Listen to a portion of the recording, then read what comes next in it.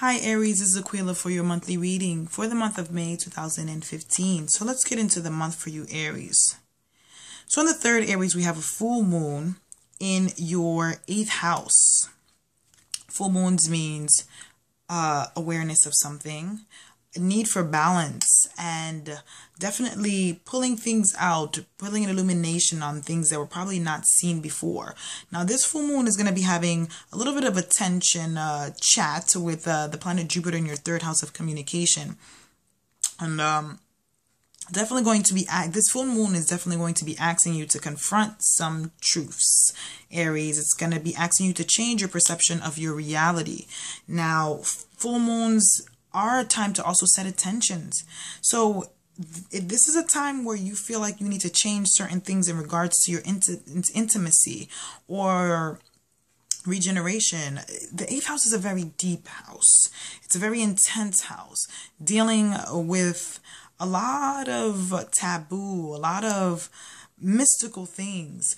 And your communication, it's hitting your communication, which Jupiter's in, and Jupiter is going to be giving you that optimistic dare to be optimistic about whatever it is that's happening with you, Aries. With this full moon happening, this is definitely a time for you to set intentions. The first card that I got for you is clinging to the past. This is an emotional card. So Aries, some of you out there may be feeling some type of regret, a little bit of self-blame. You might be losing trust, separation. That's really what is needed right now. Leaving the past behind, learning from your mistakes, Aries, not being so hard on yourself, forgiving yourself. It's an emotional card. I got this for the full moon because it is in your regeneration. It is in the part of your chart where it is very intense and intimate.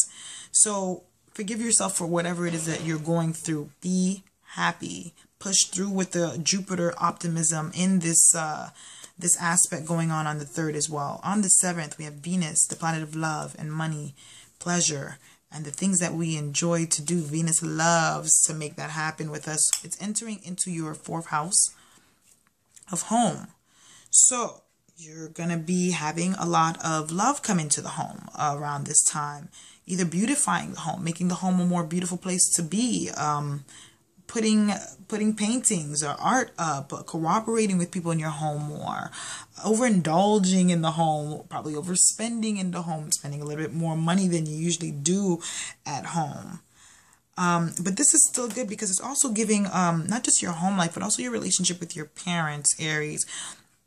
It's also going to help you have a more loving approach to relationships with your parents or your guardians. Definitely bringing a lot more love in. If you're a parent, you're going to be bringing more love into the home with your children. So this is good. Cooperation, beauty, love, all of that is going to be coming into the home, which is always a wonderful thing. On the 11th, we have Mars, the planet of action and the planet of endurance, and your ruling planet as well, going into your 3rd house of communication. So 3rd house of communication is going to be your communication skills and the way that you verbalize yourself, the way that you speak, or relationships that you have with your siblings and family, neighbors, your day-to-day travel. There's going to be more energy towards communicating yourself around the 11th. With Mars, your ruling planet, going there. So your communication is going to be in your 3rd house, communicating more to people. Maybe reaching out more to people in the family. I mean, Venus is going to be in your 4th house of home where your family resides. So that can also be an indication of that. And then we have on the 18th, Aries, we have a new moon in your 2nd house of possessions and things that you value. Now this new moon is going to be in opposition with Saturn, Saturn is the planet of discipline, and it's retrograding in your 9th house of your long distance travel and your belief system, the way that you philosophically look at things, and higher education. So new moon here is definitely fostering awareness about things. Probably you looking at your money, looking at your values, looking at the things that you own, and probably seeing how the two might not be on the same page right now. Maybe you might want to go away or fly away or travel, learn new things. Maybe right now you feel like you have to adjust certain things in order for that to happen. Stay calm, be good to yourself, and then make sure that you foster this new moon, foster this new awareness to take care of yourself, to keep emotions in check regarding certain things as well. Because, you know, this is new beginnings. You can set new intentions on things that you want to change. The energy is always there. The planets are always moving and always talking and always trying to help. It's there for you, Aries, if you want to change certain things. Second card that I got for you is going with the flow. Now, this is a social card. This is all about new feelings. It's fertile. It's positive energy. It's friendships and relationships. It's love and finding peace. Not just romantic love. I mean in terms of finding peace for yourself. Setting aside your angers and not being angry at anyone anymore. And just really just going with the flow. And really doing it, Aries. I know you're meticulous. And even though you're a fire sign, you're free and you're outrageously daring. You're very meticulous sometimes when it comes to certain plannings. This is just about creative expression, creatively expressing yourself, Aries. So that's definitely a focus for the month as well. We have on the 18th, Mercury, the planet of communication, retrogrades in your third house of communication. So all that communication kind of comes into a little halt as we get into the 18th, around the 18th of the month. Your communication goes inward. You're reflecting. Now with Mercury retrograding, not a good time to buy electronics. Not a good time to sign documents. Find prints, read them very well. Messages are going to be a little bit slow to come in, slow to come out. Make sure you double check your emails, your phone messages, your text messages to make sure that they all go in because with Mercury direct, it slows things down and it also makes other people pop up from your past, pop up from past situations that probably weren't resolved. A lot of people with Mercury retrograde like to pop up, or you may pop up to something or someone else as well with this Mercury retrograde.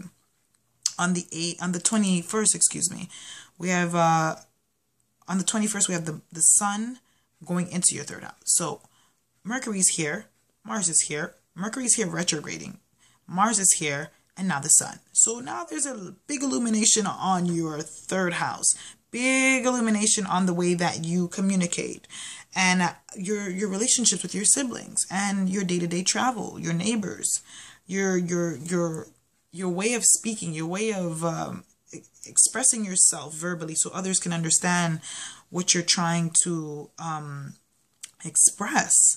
So there's a big focus here with that. And you're going to want to reflect more on your communication styles.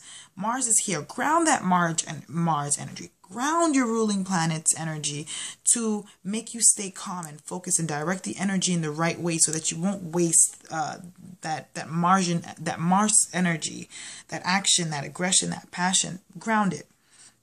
It works better that way for you, Aries. You're trying to get grounded right now, so it does work good. And then on the 30th, we have the sun and Mercury conjunct. Exactly. With all of this here, this is definitely reflection on communication. The sun is here, Mars is here, grounded. This is good. And the fourth card that I got for you is the Miser. Okay, so Pentacles card here, we're talking about money. We're talking about stability. We're talking about self-sufficiency. We're talking about attachments to materials, not taking too much risk, and order. But this card also means that you can be a little bit too materialistic or pay more attention to materialistic things than you usually do. Don't isolate yourself from people around the end of the month. Mercury will be retrograding, yes. It's time to reflect, yes. But do you have to isolate yourself? No. You are going to be trying to stabilize yourself and attach yourself more to material gain so you can secure certain things. Yes, that is true. But don't do it to the point where you're being a grumpy person or a person that feels like they need to hold everything so close to them and they don't want anything to escape. No. you have to also be able to do all of this with an attitude of knowing that whatever it is that you put in, you will get out regardless if you do the work. So stabilize yourself, and don't isolate yourself as well. I know Mercury is going to go retrograde, but make sure that you still stay in communication with your siblings, or in communication with people around you in your day-to-day travel. It will definitely make your month go a little bit better. So that's basically the general focus for this month for you, Aries. I hope this was helpful, and I hope that this month it brings a big new change in the way that you're going to be focusing on your intentions with these full moons. Again, I'm Aquila, and I'll see you guys next month.